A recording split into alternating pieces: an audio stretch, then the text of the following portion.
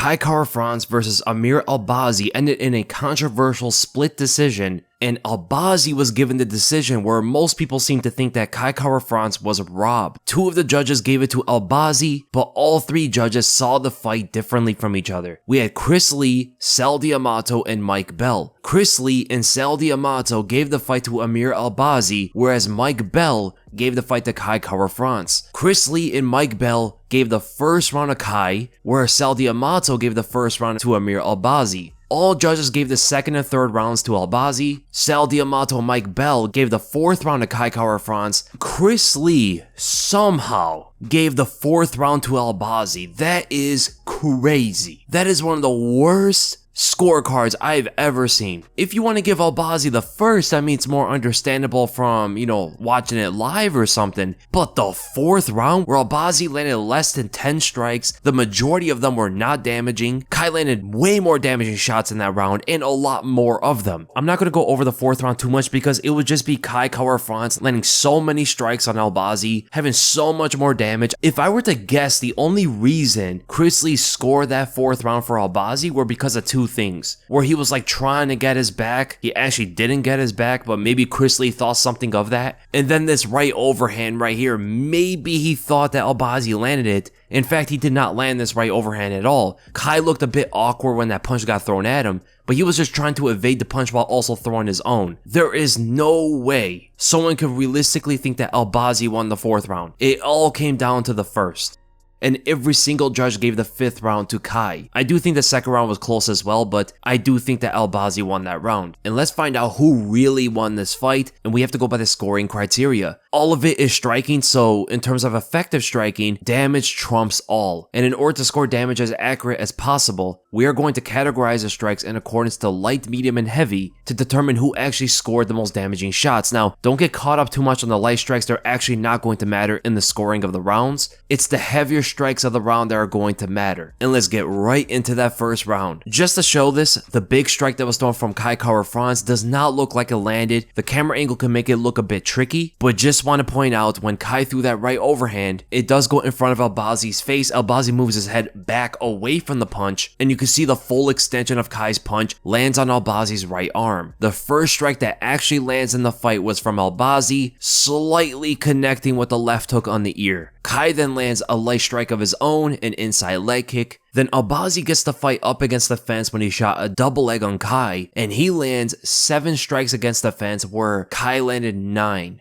All light strikes. Then in the center of the octagon, Kai grazes with a leg kick. You have to have the sound on to actually know that it lands because it does look like it misses, but there is a slapping noise from the kick, so you know that it connects very slightly. Then they get into an exchange, but Albazi slips his head on the inside of the jab and lands with an overhand right behind the ear. This was actually a pretty good strike from Albazi. The biggest strike of the round so far does get a good reaction out of Kai Kara-France. Then they both land on each other. Albazi connects him with a jab as Kai lands an outside leg kick. Putting together the combination, Albazi furthers that on with a right straight that connects on the inside of the guard. As you can see, his fist goes past Kai's right guard. It gets right on the inside of there. It connects toward the top of the head, but really not much impact from the blow. Now, Kai gets a combination in there of his own. He lands with a left hook around the guard very slightly, and then chops down on Albazi's leg with a very good outside leg kick, taking away Albazi's stance. This was a really good strike from Kai. But then Albazi returns with the outside leg kick of his own, also getting a big reaction out of Kai, taking away his balance. So they kind of even each other out with those leg kicks there. I just want to point out about this left hook from Kai. In real time, it looks like it lands on Albazi, but in fact, it goes right in front of Albazi's face, ever so slightly. Kai almost connected him clean with that left hook there, but it does miss. A leg kick from Kai lands above Albazi's knee. This does not get checked. And then Kai mostly lands with a right overhand around Albazi's guard and gets a decent reaction from Albazi, pushing him back from the blow. This, I would say, is a little bit above a light strike.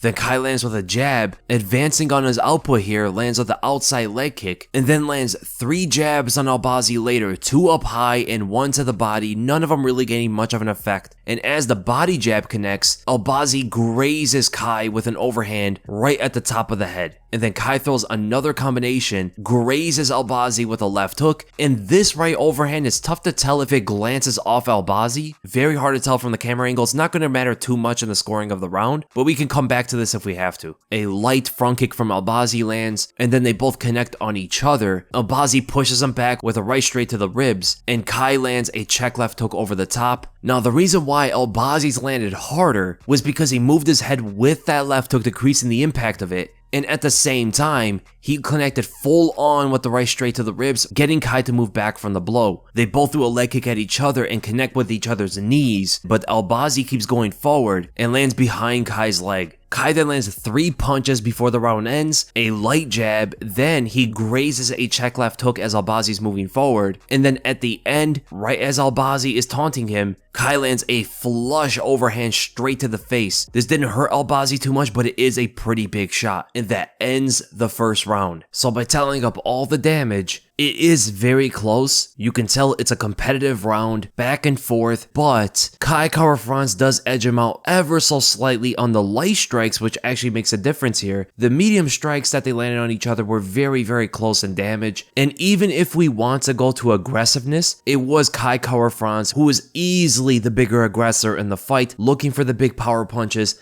being more active, looking to hurt Albazi more than Albazi was throwing at him. The thing that hurt Albazi in winning this round was the fact that he wasn't busy enough. That was the majority of the reason why he was losing the rounds in the first, fourth, and fifth. Kai was just doing so much more than him, being more active, and by being more active, he was finding his punches easier throughout the fight. So the first round is going to be a 10-9 for Kai Kara-France, and that leads us to the decision. Did the judges get this fight correct by giving it to Amir Albazi? They did not. Kai Kara-France should have won this fight. I'm not going to say it was like a bad robbery or anything like that. It was a close one. The first round was back and forth a bit for a while, but I think the victor was quite clear in that Kai Kara-France won this fight by 48-47, making him potentially one fight away from a title shot. It's always these same judges that make these very weird scorecards. I mean, Sal Diamatos has some very strange scorecards, so has Chris Lee. It baffles me still that Chris Lee gave the fourth round to Albazi. Realistically speaking, unless he only saw the moments that Albazi did anything, which means he only watched like 10% of that round because Kai Kara-France was the one that was being active for like 90% of that round. I just don't understand what he saw to give it to Albazi. Sal Diamato's scorecard wasn't as bad as Chris Lee's. Chris Lee's was horrendous. Now, because he lost, Amir Albazi is going to take that spot from him. Now he's one fight away, and Kai Kara-France is going to have to rack up a couple wins and try to get himself back into title contention. Because the thing about losing to Amir Albazi is, Albazi was number 7, and Kai was number 3, so he's going to drop a bit. Either going to be number 5 or number 4 in the rankings, and Albazi is going to take that spot above him. So I hope you guys enjoyed the breakdown, and if you did, make sure to give this a thumbs up. If you enjoyed my content, make sure to subscribe, and I'll see you guys